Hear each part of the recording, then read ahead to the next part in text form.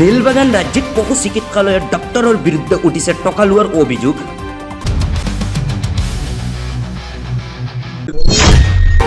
যে সময়ত অসম চৰকাৰে চৰকাৰী চিকিৎসালয়ত বিনামূলীয়া চিকিৎসা প্ৰদান কৰি আছে, সেই সময়ত দেখা গ'ল নীলবাগান ৰাজ্যিক পশু চিকিৎসালয়ৰ ডক্টৰৰ বিৰুদ্ধে উঠিছে টকা লোৱাৰ অভিযোগ।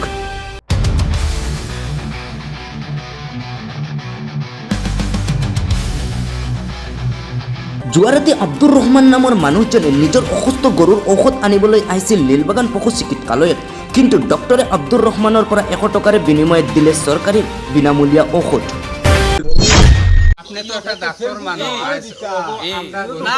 তাৰ পিছতে লাগিল ডক্টৰ আৰু ৰাইজৰ মাজত হলস্থুলৰ পৰিৱেশ। চাওক এই দৃশ্য।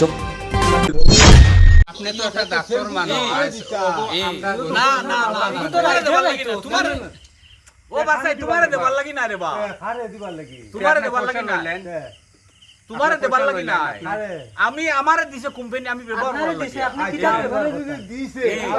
লাগি না, রাইজরে দেবার লাগি, রাইজরে দেবার লাগি ওখান পাই আগে জানো, রাইজরে দেবার লাগি নাই, আমারে দিছে কোম্পানির লেখার লাগিয়া ব্যবহার করছো। তোমার গিফট দিলাম, তুমি লেখার লাগিয়া না না, গিফটের জিনিস আমি আমার একজনটা দিতাম পারি বলে আমি 100 টাকা আগু দেও, তোমার আমি দিমু, ও তো দিছি, বুঝছো নি?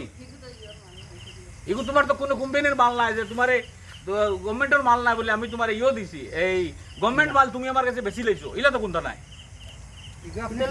আপনার দিছে সিম্পল, আপনি সিম্পল রাস্তা আমি না না চিকিৎসার দ্বারা গরু এখন বর্তমানে গরু পুরা সিরিয়াস হয়ে গেছে। আপনি কোদিন দিলে কি আপনারা সিম্পল দিতে হতো? গরু কি হইছে?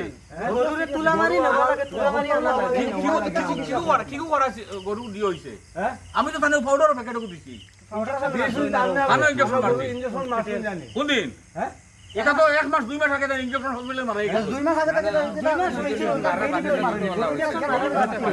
ইগো ডাইরেক্ট ইলা না রে ভাই, এটা তো বেজার কোনটা আইয়া, বেজার কোনটা আইয়া, না না না, ইলা কোনটা না, ইলা কিছু না, আপনি বেজাল খরা না না না, আমি দেখতে গেছি 2 মাস আগে